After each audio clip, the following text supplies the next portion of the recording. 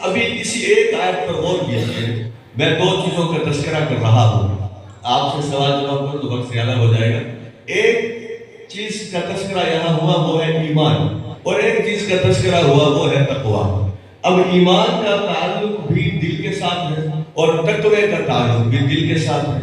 میں نہیں کہہ رہا، قرآن مجید میں ہے سورۃ حجرات میں کہ اللہ تبارک و تعالیٰ نے ایمان والوں کے دلوں میں، مومنوں کے دلوں میں اللہ تبارک و تعالیٰ ایمان کو مزین فرما دیا. اس کا مطلب یہ ہوا ایمان بھی دل میں ہے. اب تقویٰ کہاں ہوتا ہے؟ حدیث ہے 3 مرتبہ نبی اکرم صلی اللہ علیہ وسلم نے فرمایا التقویٰ ہاں ہونا، التقویٰ ہاں ہونا، التقویٰ ہاں ہونا، کہ تقویٰ یہاں ہوتا ہے، تقویٰ یہاں ہوتا ہے، تقویٰ یہاں ہوتا ہے. اب ایک سوال پیدا ہوتا ہے، مردوں کو بھی اپنے ذہن میں سوال پیدا کرنا چاہیے، عورتوں کو بھی پیدا کرنا چاہیے کہ روزہ ایمان والوں پر فرض ہے، ایمان بھی دل میں ہوتا ہے. روزے کا مقصد تقوی کا حصول ہے، وہ تقویٰ بھی دل میں ہوتا ہے. اور ہم یہ سمجھتے ہیں کہ روزہ صرف 3 پابندیوں کا نام ہے کہ دن کے اوقات میں پانی نہیں پینا، دن کے اوقات میں کھانا نہیں کھانا، اور دن کے اوقات میں نکاح کے ذریعے جس بیوی کے ساتھ تعلق قائم ہوا ہے اس سے جسمانی تعلقات قائم نہیں کرنے. ان 3 چیزوں کا نام جو آدمی روزہ سمجھتا ہے در حقیقت وہ روزے کے مقصد سے بہت دور ہے. اور پاکستان میں تو عوام الناس کی اکثریت روزے کو ان 3 چیزوں کا نام ہے. ابھی سے لوگوں نے کہنا شروع کر دیا اس مرتبہ پیاس کم لگے گی، کچھ سردی کے روزے آ رہے ہیں. ہمیں ان فکروں پر کوئی اعتراض نہیں ہے، لیکن میں یہ عرض کرنا چاہتا ہوں، یہی نکتہ ہے، اسے سمجھ لیجیے. ایمان بھی دل میں، تقویٰ بھی دل میں، تو یہ کیسے ممکن ہے کہ روزے کا تعلق دل کے ساتھ نہ ہو؟ یہ پھر ممکن ہی نہیں. علماء نے لکھا ہے در حقیقت رمضان المبارک کی راتوں میں اور رمضان کے علاوہ 11 مہینوں میں جو چیز جائز ہوتی ہے اسے رمضان کے دن میں ناجائز کیوں کیا جاتا ہے؟ رمضان کی راتوں میں بھی یہ 3 چیزیں جو جائز ہیں، پانی پئیں، غروب آفتاب سے لے کر صبح صادق سے پہلے تک کھانا کھائیں، جسمانی تعلقات قائم کر سکتے ہیں. وہ 3 چیزیں جو رمضان کی راتوں میں بھی حلال ہیں اور رمضان المبارک کے علاوہ 11 مہینوں میں حلال ہیں، وہ کیوں رمضان المبارک کے دنوں میں حرام کی گئی ہیں، کیوں ناجائز کی گئی ہیں؟ جس آدمی کو یہ نکتہ سمجھ آئے گا وہ استقبال رمضان کے لیے کما حقہ تیاری کرے گا. سوال میرا سمجھ آ گیا آپ کو؟ اب اس کا جواب بھی سن لیجیے. علماء نے لکھا ہے در حقیقت اللہ تبارک و تعالیٰ اہل ایمان کی تربیت فرما رہے ہیں کہ دیکھو، کھانا میرے بندوں کی ضرورت ہے، پانی میرے بندوں کی ضرورت ہے، شہوت کے جذبات کی تکمیل میرے بندوں کی ضرورت ہے. لیکن ایک طرف میرے بندوں کی جائز ضرورت تھی اور دوسری طرف میرا حکم تھا. تو میرے بندوں نے یہ فیصلہ کیا کہ پروردگار ہم اپنی تینوں جائز ضرورتوں کو چھوڑتے ہیں لیکن آپ کے حکم کو نہیں چھوڑیں گے. اب دن میں پانی حرام، اب دن میں کھانا حرام، اب دن میں بیوی کے ساتھ جسمانی تعلقات قائم کرنا حرام.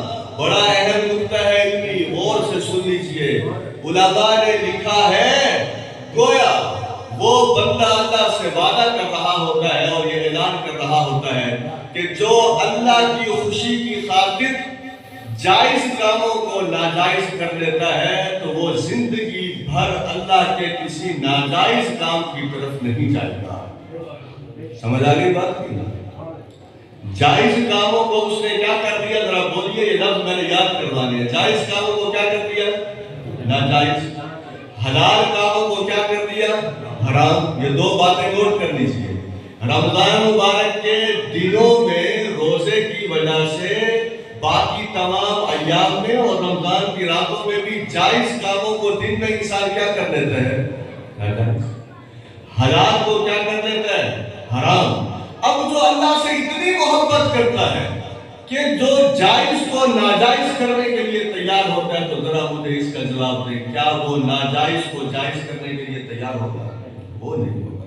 1947 میں پاکستان رمضان مبارک میں وجود میں آیا. 2024 آ چکا ہے۔ ڈاکٹر صاحب کے موجودگی میں ذمہ داری سے کہتا ہوں، ہماری قوم نے رمضان مبارک کو شعوری طور پر ابھی اس کے پیغام کو نہیں سنا۔ سن لیجئے، جس مہینے میں پاکستانی قوم نے اور علماء نے، واعظین نے اور خطباء نے اور ائمہ نے شعوری طور پر اس مہینے کو گزارا، اس وقت پھر شوال کا چاند نظر آتے ہی ہم 2 عیدیں منائیں گے۔ ایک عید تو وہی جو ہمارے اوپر واجب ہے، خوشی منانا، لیکن دوسری عید ہم یوں بنائیں گے کہ پھر اس مہینے کے گزارنے کے بعد پاکستان سے گمراہی ختم ہو جائے۔ لیکن اگر ایسا مہینہ نہیں گزاریں گے اور رسمی مہینہ گزاریں گے، ایک ہے روزے کا رسمی جو ہمارے ذہن میں روزے کی رسمی شکل، اور ایک ہے روزے کی حقیقی شکل، ایک ہے روزے کا رسمی پیغام، ایک ہے روزے کا حقیقی پیغام۔ یقین جانیے، علماء کی کتابیں پڑھ لیجئے، وہ کہتے ہیں لوگوں کو عموماً رسموں سے دلچسپی ہوتی ہے، حقیقت سے کوئی دلچسپی نہیں ہوتی۔ لیکن جلال پور کے عوام، مرد و خواتین یہ فیصلہ کیے بیٹھے ہیں کہ نہیں، ہم نے اب یہ طے کرنا ہے انشاءاللہ کہ اللہ سے، دین اسلام سے، رسول اللہ صلی اللہ علیہ وسلم سے ایسی محبت کرنی ہے کہ ناجائز کام ہماری آنکھوں میں نہیں آئے گا، ناجائز کام ہمارے کانوں میں نہیں آئے گا، ناجائز الفاظ ہماری زبان پر نہیں آئیں گے، ناجائز مال ہمارے ہاتھ میں نہیں آئے گا، ناجائز مقامات کی طرف ہمارے قدم نہیں جائیں گے۔ اور پھر آپ دیکھیے، یہ حدیث سناتے ہوئے تو مجھے ڈر بھی لگ رہا ہے۔ ناجائز زبان کے لحاظ سے جو چیزیں ناجائز ہیں، ان میں سب سے بڑی چیز جو زبان کے لحاظ سے ناجائز ہے اور روزے کا بڑا عمل دخل ہے، وہ ہے جھوٹ۔ رسول اللہ صلی اللہ علیہ وسلم نے فرمایا، جس نے جھوٹ کو نہیں چھوڑا اور جھوٹ پر عمل کو نہیں چھوڑا، اللہ تبارک و تعالیٰ کو اس کے بھوکے اور پیاسے رہنے کی کوئی ضرورت نہیں ہے۔